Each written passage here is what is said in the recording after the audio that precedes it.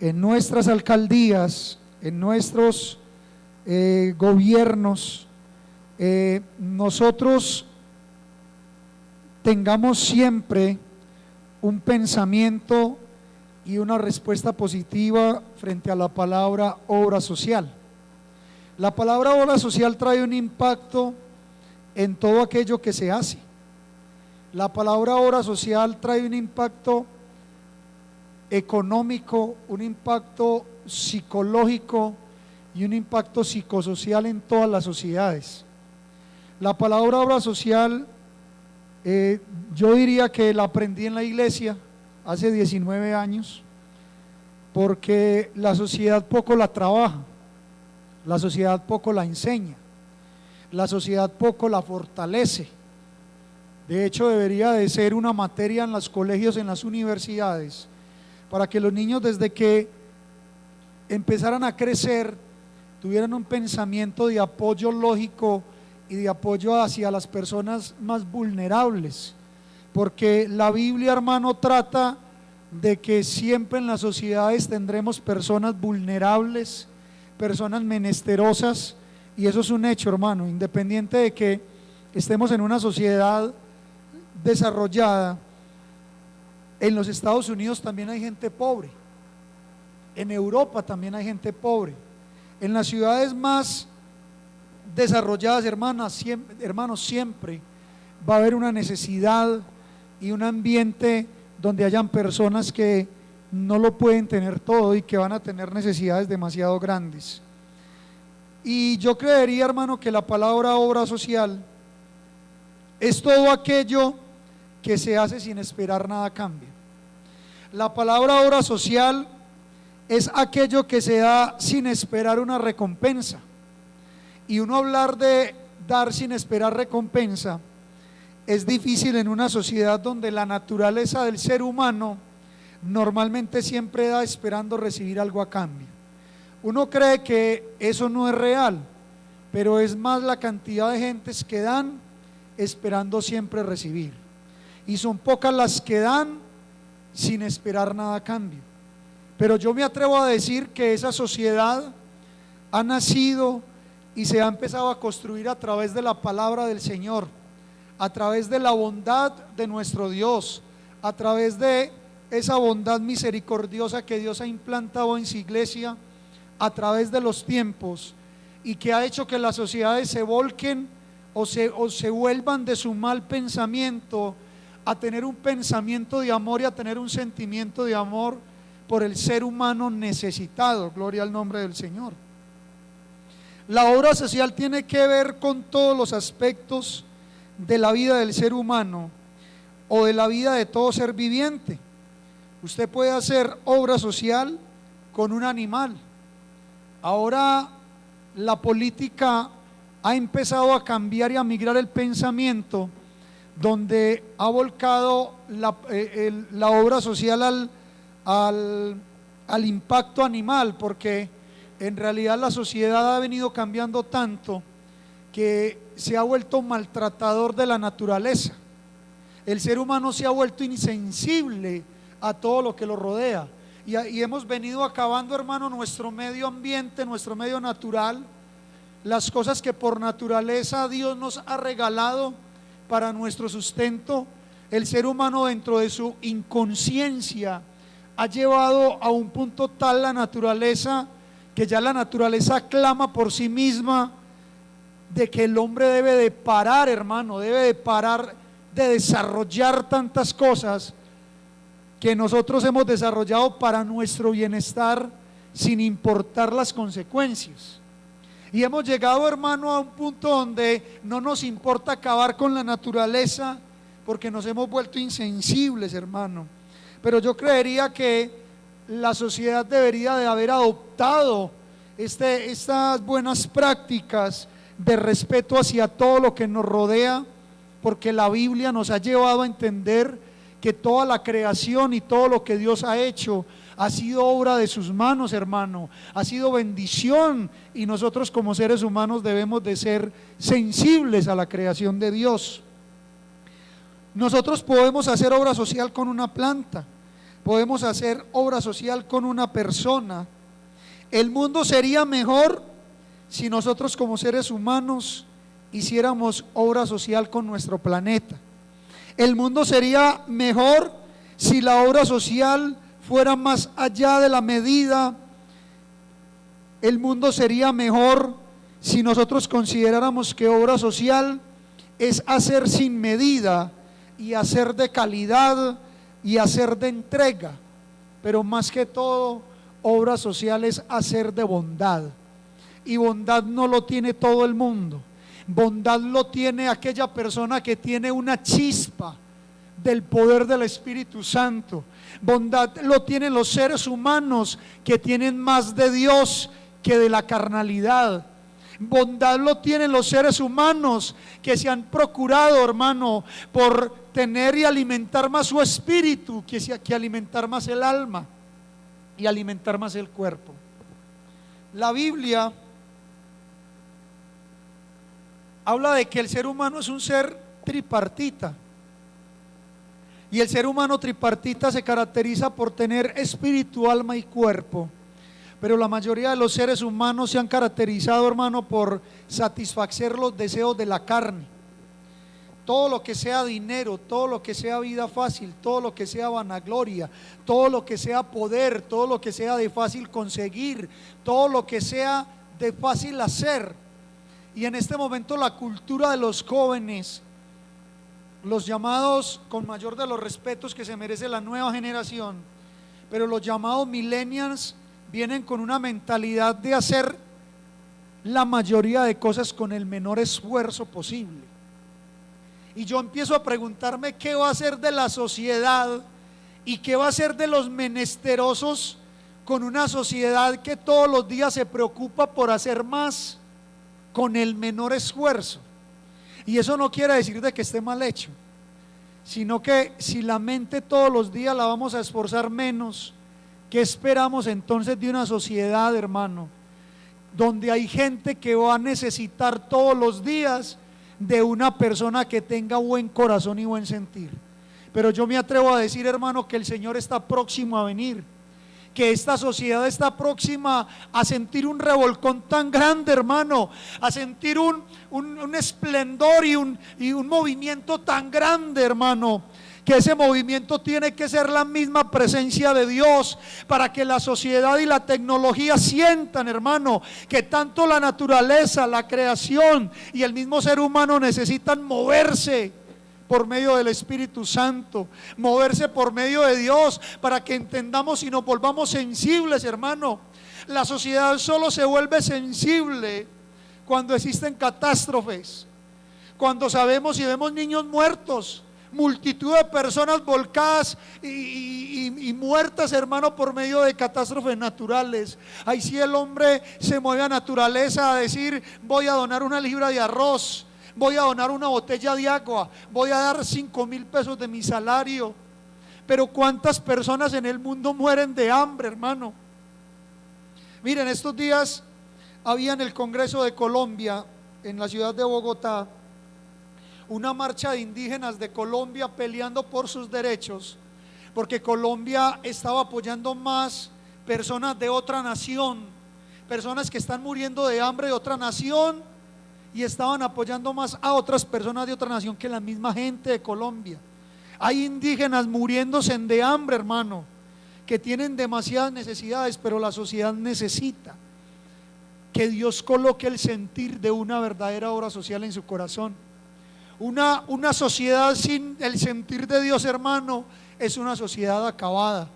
Una sociedad sin la iglesia es una sociedad acabada, porque ¿sabe qué dice la Biblia, hermano? Que la iglesia es la sal de la tierra, que la sociedad sin la iglesia, hermano, no sería nada, porque para eso Dios lo ha colocado a usted y me ha colocado a mí, para que seamos el polo a tierra de una sociedad que no se limita, hermano, que quiere llegar hasta los extremos. Hay grupos humanitarios que se dedican a la obra social: la ONU, la Cruz Roja, los bomberos, el DAGREN, la Defensa Civil y otros grupos, hermano, que hay hombres y mujeres que entregan su vida por rescatar a otros y por salvar a otros. Hay personas que entregan su mercado para que otro se alimente. Hay personas que de su sueldo sacan la mitad por voluntad propia para que otro pueda tener un pan. Hay personas que van hasta donde están las personas de bajos recursos para hacer cosas que muchas veces ni siquiera nosotros como creyentes hacemos. Y yo quiero en esta noche, hermano, que meditemos para nosotros realmente qué es buena obra social. Para nosotros como hijos de Dios debería estar grabado esta palabra en nuestros corazones. Obra social es un mandato de Dios. Mateo capítulo 22 versículo 37, hermano, nos manda a que reconozcamos que debemos de hacer obra social. Y el Señor en Mateo capítulo 22 versículo 37, hay una conversa del Señor con un hombre y le dice: estos son los mandamientos, amarás al Señor con todo tu corazón, con toda tu alma y ¿con qué? Y con toda tu mente. Pero viene un segundo mandamiento que dice: y amarás a tu prójimo como a ti mismo. En esta noche, hermano, la pregunta es: ¿estamos practicando el segundo mandamiento? Si usted y yo, hermano, fuéramos sensibles a la palabra, perdóneme que se lo diga, si usted y yo fuéramos entendedores, mejores entendedores de la palabra, mejores intérpretes de la palabra, y yo me incluyo allí, hermano, esa canasta de acción de amor todos los domingos debería de rebosar de mercado, porque hemos entendido, hermano, que Dios es el que ha colocado en nosotros un mandato de amar a nuestro prójimo como a nosotros mismos, pero se nos olvida y preferimos amarnos primero a nosotros y después de lo que nos sobre amamos a los demás. Hermano querido, si Jesucristo te hubiera amado más primero sus propósitos que nuestra propia vida, ninguno de nosotros estuviéramos acá. Porque el sacrificio que Jesucristo hizo en la cruz del Calvario fue por mero amor, por mera misericordia de Dios, para que usted y yo, hermano, pudiéramos tener las primicias, pudiéramos tener lo más glorioso que Dios nos puede haber dado, que es la salvación. Gloria al nombre del Señor. Y Él dice: amarás a tu prójimo como a ti mismo. De estos dos mandamientos depende la ley y los profetas. Entonces, hermanos, si todo el Antiguo Testamento iba volcado solo a dos mandamientos como conclusión, según la palabra, de que nosotros debíamos amar a Dios sobre todas las cosas, pero también al prójimo como a nosotros mismos, hermano querido, la iglesia fuera diferente. Hermanos, las leyes y los levitas y los sacerdotes del tiempo de Jesús no hubieran tenido que ser confrontados por el mismo Señor cuando Él les dice: hipócritas. Hermano querido, porque no hemos entendido muchas veces realmente el propósito de Dios. ¿Quién puede amar a su hermano como a uno mismo? Es un gran mandamiento. El que puede amar a su hermano como a uno mismo, hermano, yo estoy seguro que ya tiene el reino de los cielos ganado. Aquel que es capaz de quitarse el pan de su boca para poder alimentar a una persona necesitada, yo estoy seguro que recompensa tendrá en el cielo. Lucas capítulo 10 versículo 27. Yo quiero que usted por favor vaya a la Biblia y lo abra. Lucas capítulo 10 versículo 27, para que usted comparta conmigo la palabra del Señor. Capítulo 10, el versículo 27. Desde el versículo 25 hay una historia que el Señor narra y quiero que nos detengamos a analizar acá un momento, y es que el Señor dice: he aquí un intérprete de la ley se levantó y dijo para probarle, o sea, un fariseo de aquel tiempo, un maestro de la palabra del Señor, un maestro del Antiguo Testamento, un maestro de la ley y los profetas, y le dice, haciendo qué cosa heredaré la vida eterna. Y el Señor dijo: ¿qué está escrito en la ley? ¿Cómo lees? Verso 27. Aquel respondiendo dijo: amarás al Señor tu Dios con todo tu corazón, con toda tu alma y con todas tus fuerzas, y con toda tu mente, y al prójimo como a ti mismo. Y le dijo: bien has respondido, haz esto y vivirás. Pero él, queriendo justificarse a sí mismo, como muchos de nosotros posiblemente hemos justificado nuestro mal hacer en muchas ocasiones, dijo: ¿y quién es mi prójimo? Y respondiendo Jesús dijo: un hombre descendía a Jerusalén, de Jerusalén a Jericó, y cayó en manos de ladrones, los cuales le despojaron e hiriéndole se fueron, dejándole medio muerto. Aconteció que descendió un sacerdote por el camino y viéndole pasó de largo. Asimismo un levita, llegando cerca de aquel lugar y viéndole pasó de largo. Pero un samaritano que iba de camino vino cerca de él y viéndole fue movido a misericordia. Y acercándose vendó sus heridas, echándole aceite y vino, y poniéndole en su cabalgadura lo llevó al mesón y cuidó de él. Al otro día, al partir, sacó dos denarios y los dio al mesonero y le dijo: cuídemele, y todo lo que gastes de más yo te lo pagaré cuando regrese. Y le hace el Señor una pregunta a aquel maestro de la ley: ¿quién pues de estos tres te parece que fue el prójimo del que cayó en manos de los ladrones? Y él dijo: el que usó de misericordia con él. Entonces Jesús le dijo: ve y haz tú lo mismo.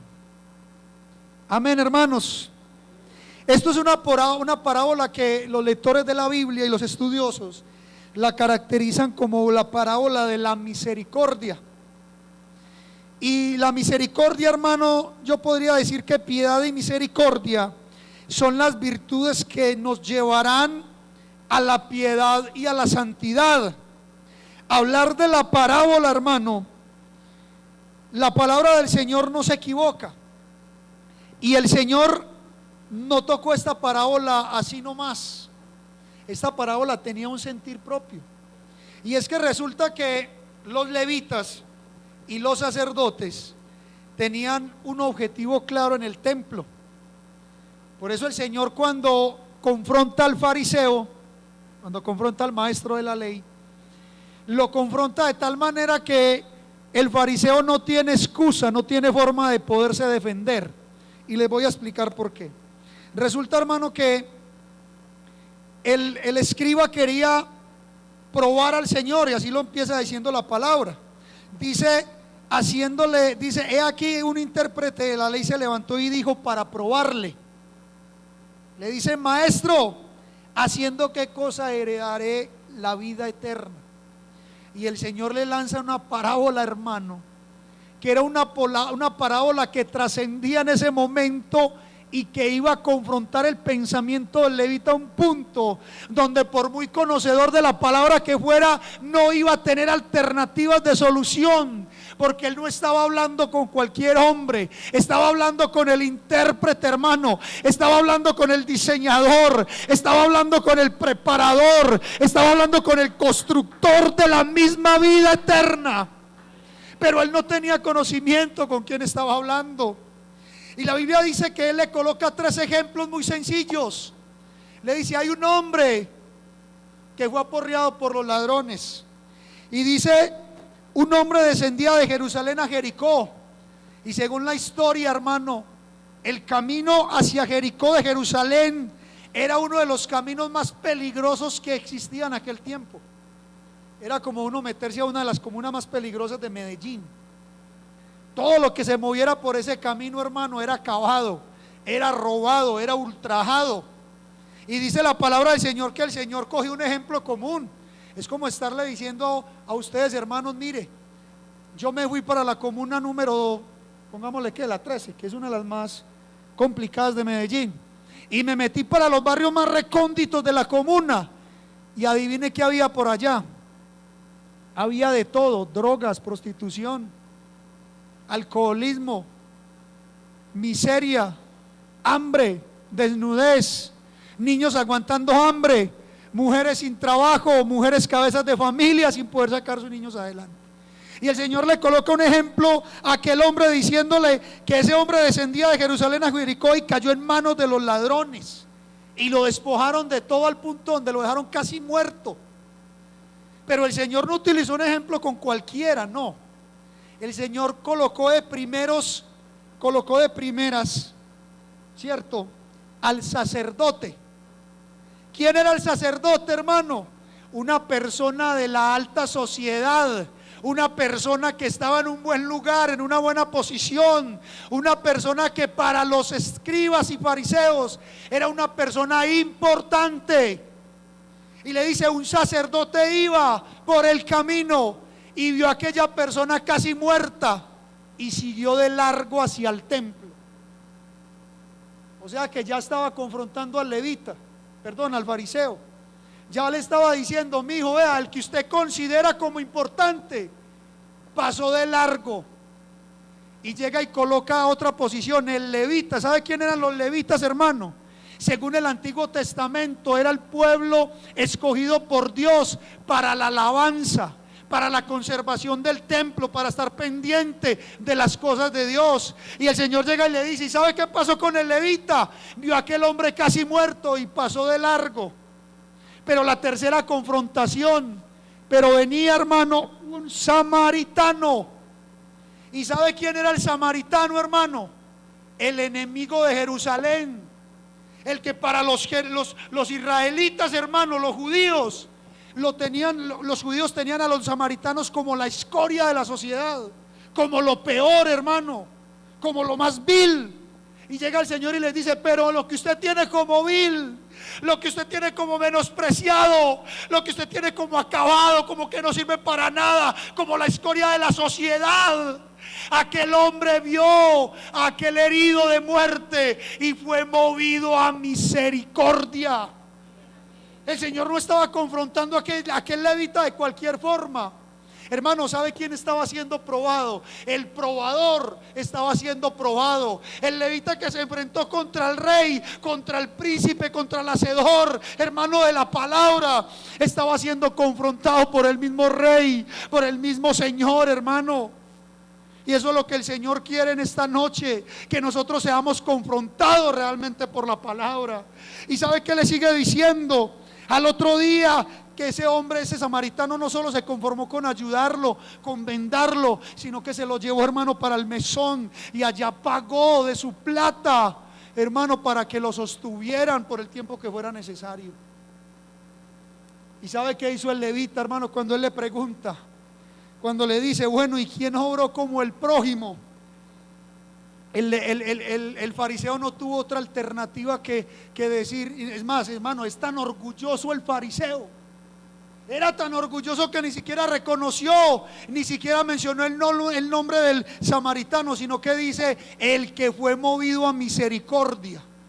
Porque siendo otro hubiera dicho: Señor, pues el samaritano, ¿sí o no? Pero como ellos, mencionar la palabra samaritano era como lo peor, era como mencionar la palabra del peor enemigo. Entonces dice: el que fue movido a misericordia. Por eso el Señor le dice: entonces ve tú, levita, fariseo, maestro, entendedor de la palabra, el que te cree lo mejor del mundo, el que te crees que practica la ley, el que te crees que eres lo mejor, el que te crees que haces cosas buenas delante de Dios, veas tú lo mismo para poder que vivas. Hermano querido, ¿cuántos de nosotros sabemos aquí en la iglesia que tenemos con qué y no somos movidos a misericordia? Que tenemos con qué, hermano, que vemos hermanos necesitados y no somos movidos a misericordia. En esta noche, hermano, el Señor quiere que nosotros nos movamos a misericordia. Por eso una fe sin obras es una fe muerta. Muéstrame tu fe por tus obras, que yo te mostraré mi fe por mis obras. Hoy en día, hermano, es difícil identificar en la calle quién es el necesitado. ¿Sabe por qué? Porque la gente cogió esto de negocio. Porque hay gente que vive, hermano, recogiendo plata de cuenta de lo que les da la moneda, de la gente que es movida a misericordia. Pero hay un dicho muy popular que no lo dice la Biblia: haz el bien y no mires a quién, hermano, porque aquella persona que pide, hermano, para vivir de eso, el Señor se las cobrará tarde que temprano, porque no tienen necesidad. Pero hermano querido, ¿sabe qué? La Biblia dice que Dios nos ha dado discernimiento de espíritu. Y yo no sé si a usted le ha pasado,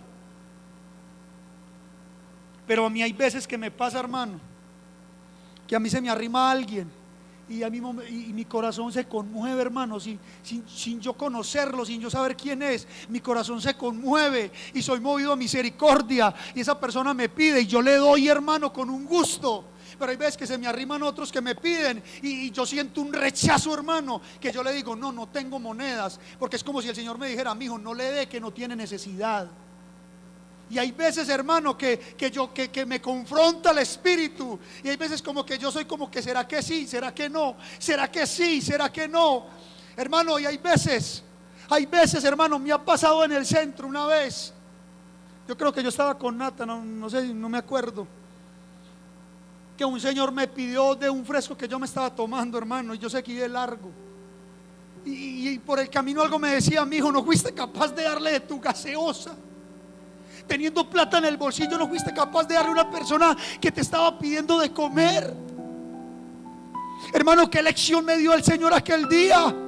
¿Saben por qué? Porque como 2 cuadras más arriba, hermano, se me empezó como a arrugar el corazón, y yo decía: Señor, ¿por qué, si tú me lo has dado todo? Yo, ¿por qué no fui movido a misericordia en darle a esta persona algo de comer? Y me devolví buscándolo, hermano, a ver hasta dónde estaba, y era mirando a esa persona. Y sabe que cuando llegué, esa persona ya tenía una gaseosa grande y tenía una parva grande, y el Señor me dijo: mi hijo, ¿sabe que usted perdió la bendición porque usted no fue capaz de darle? Pero si usted no le da, tranquilo, yo tengo otro que va a ser movido a misericordia. ¿Sabe por qué, hermano? Porque el Señor se busca las armas, las estrategias, las salidas para poder seguir sustentando al necesitado. Porque la Biblia dice que los pobres, hermano, de los pobres se encargará Él. De los pobres, hermano, Él se hará cargo. Alabanzas al Rey. Yo no sé, hermano, si a usted le ha llegado a pasar, pero a mí me ha pasado muchas veces, que el Señor me toca, que el Señor me conmueve, que el Señor me lleva, hermano, a hacer cosas que yo hay veces no digo. Pues yo pregunto: ¿y por qué, Señor? Pero ¿saben por qué? Porque el mismo Espíritu Santo, hermano, conoce la necesidad de la gente. Así como muchas veces hay gente que no tiene mercado en su casa, y cuando menos piensa alguien toca la puerta y te deja un mercado ahí, hermano, y tú dices: ¿esto de dónde salió? Hermano, hay alguien que fue movido a misericordia, porque el Dios que nosotros tenemos lo conoce todo. Alabanzas al Rey. Él sabe de qué tenemos usted y yo necesidad. Hay veces, hermano querido, que nosotros perdemos la bendición, hermano, porque queremos. Hay veces que me nace dar, pero hay veces que no me nace hacerlo. Pero si sabemos que hay alguien realmente necesitado, hermano, es menester y obligatorio de la iglesia que le ayudemos. Gloria al nombre del Señor. Porque la palabra de Dios dice que el que sabe hacer lo bueno y no lo hace, hermano, le es contado pecado. Gloria al nombre del Señor. La palabra pobre significa que no tiene lo necesario para vivir, o que lo tiene con escasez. El Dios de amor es protector del pobre. La Biblia dice en Proverbios capítulo 14 versículo 31, hermano: el que oprime al pobre afrenta a su hacedor. Mire, hermano, cuando usted no ayuda al pobre, usted teniendo con qué, la Biblia dice, hermano, que usted afrenta. O sea, que usted como que le mueve ahí como las fibras al Señor. Porque Él dice: afrenta al hacedor, y el hacedor es uno, se llama Jesucristo. Pero el que tiene misericordia del pobre, ¿sabe qué dice la palabra del Señor? Honra a Dios. El que tiene misericordia del pobre honra a Dios.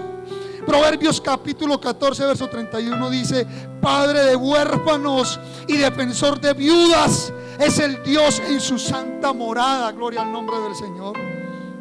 ¿Y sabe qué me gusta de este mensaje? Que ahorita, hermano, sin yo ponerme de acuerdo con la hermana Inés, ella leyó Deuteronomios capítulo 15. Y Deuteronomios capítulo 15 sí que nos cae bien, hermano, a nosotros en este tiempo.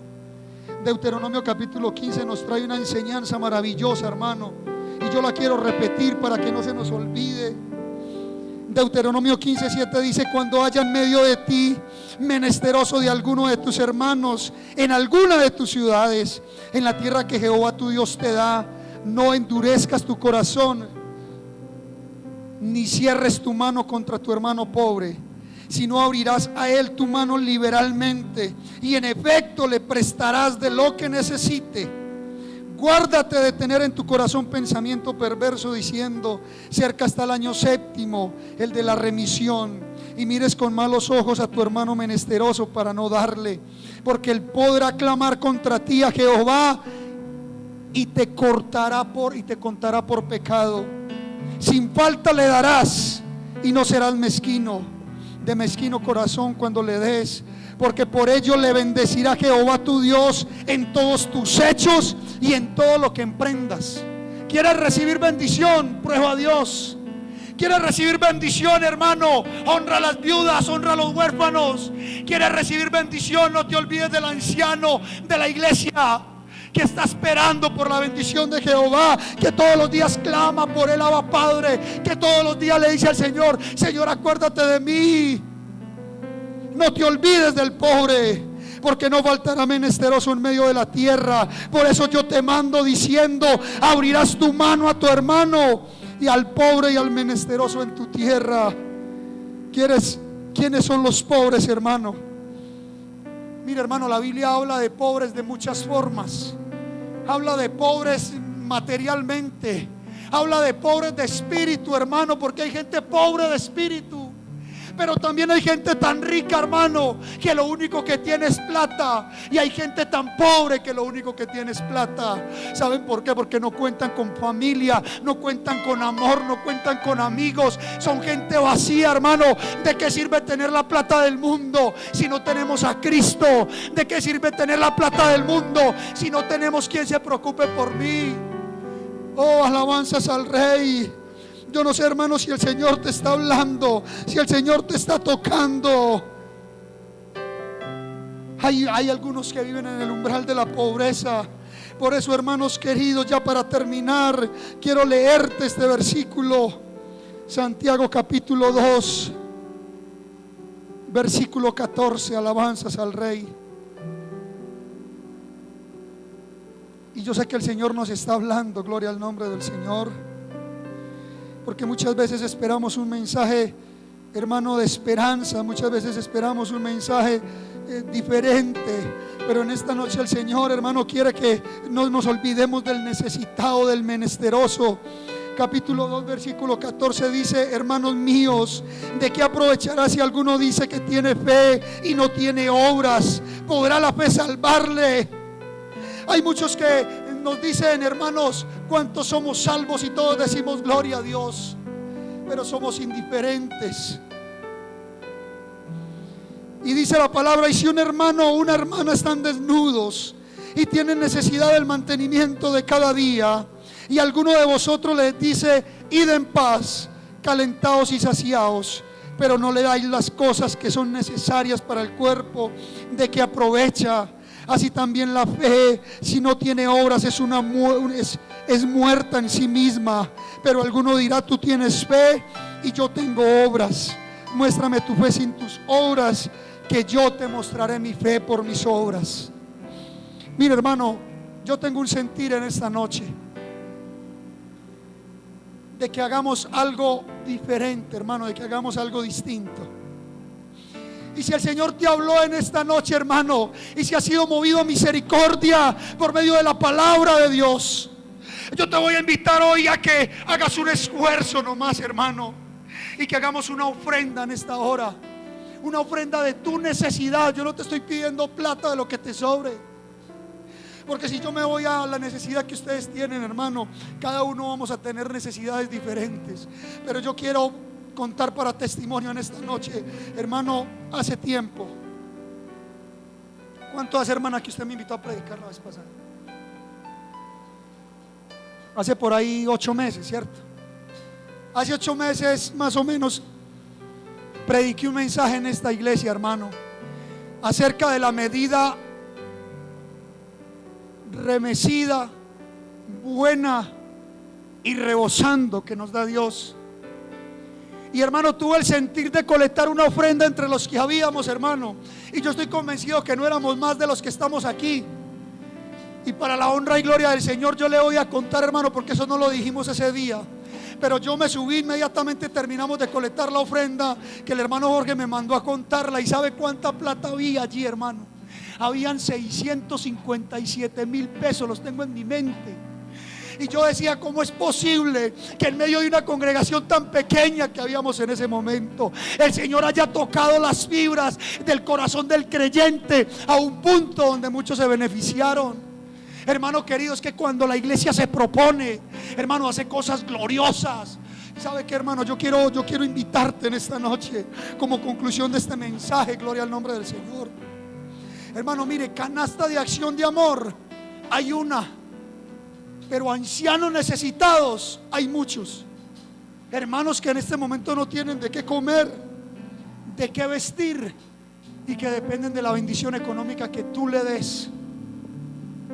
En esta noche yo te voy a invitar que te levantes y te pongas en pie. Y voy a invitar a la hermana Inés o al hermano Federico que me ayuden con pasando la coca de la ofrenda. Gloria al nombre del Señor. Yo no voy a invitar a nadie aquí al altar, hermano. Usted va a probar la fe hoy en esta noche. Y no le estoy diciendo de 20,000, de 50, no. De lo que hay en su corazón, gloria al nombre del Señor. Lo que Dios le ha dado. Una cosa sí le garantizo, hermano. Una cosa sí le garantizo, que esa ofrenda que usted está echando o que usted está disponiendo a echar en esta noche, el Señor se la va a triplicar, se la va a cuadruplicar en esta noche. Hermano querido, ¿sabe por qué? Porque el Señor, hermano, va a entender en esta hora que usted lo está haciendo desde corazón. La viuda entregó todo lo que tenía. Porque la ofrenda, cuando uno la hace de amor, hermano, es una ofrenda que toca las fibras del corazón de Dios. Por favor, levanta las manos al cielo en esta noche y dile al Señor: Padre del cielo, te adoramos, Señor. Alzamos hoy tu nombre en alto, Padre. Que tu presencia, que tu potestad, que tu misericordia, que tu verdad, que tu sustento nunca nos falte, Señor. Que nunca tengamos que depender de una ofrenda de acción de amor, Padre. Que no tengamos que depender, que mi familia, que mi hijo, que mi esposa, Señor, no tenga que depender de una ofrenda de acción de amor. Padre, que siempre la alacena en mi casa esté bendecida, que siempre el negocio esté bendecido, que siempre mi empresa esté bendecida, que siempre, hermano, mi sustento esté bendecido. Por favor, clama al cielo, mi querido hermano, que nunca te falte la bendición, que nunca te falte la bendición. Y que en esta noche seas movido a misericordia. Que no solo esta noche, sino que cada que el Señor te dé de lo recibido de tu mano, Señor, de eso te demos para ti y para los que dependen de tu presencia. Aleluya, gloria a Dios. Oh, alaba, simplemente alaba. Si estás llorando, alaba. En la prueba, alaba. Si estás sufriendo, alaba.